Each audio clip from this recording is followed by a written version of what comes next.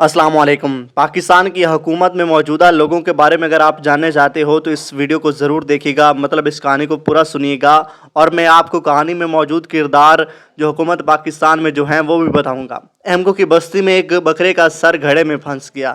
سب بستی والے اکٹھے ہوئے مگر بکرے کا سر گھڑے سے نہیں نکال سکے۔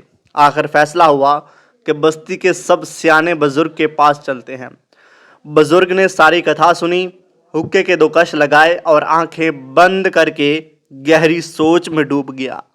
پھر آنکھیں کھولی اور بولا کہ اتنا آسان حل ہے، تم احمقوں کو کیوں سمجھ نہیں آیا؟ بستی کا ایک لڑکا کھڑا ہوا اور بولا، میں نے کتنی بار کہا ہے کہ گھڑا توڑ دو، مسئلہ حل ہو جائے گا، لیکن میں کیا کروں، میری تو کوئی سنتا ہی نہیں۔ بزرگ نے 1 کش اور لگایا اور غصے سے بولا کہ گھڑا توڑتے ہوئے بکرے کو چوٹیں لگیں گی اور اسے تکلیف ہوئی تو کون ذمہ دار ہوگا؟ سب احمقوں نے ستائشی انداز میں سر ہلا کر بزرگ کی دانشوری کو داد دی اور لڑکا شرمسار ہو کر بیٹھ گیا۔ آخر بزرگ نے کہا کہ ایک چھری لاؤ۔ چھری آ گئی تو اس نے بکرے کی گردن کاٹنے کا حکم دیا۔ حکم پر عمل ہوا تو اس نے کہا، اب آپ گھڑا توڑ دو، اب بکرے کو کوئی تکلیف نہیں ہوگی۔ گھڑا توڑا گیا اور بکرے کا سر صحیح سلامت باہر نکل آیا۔ سب بستی والوں نے تالیاں بجا کر بزرگ کو داد دی۔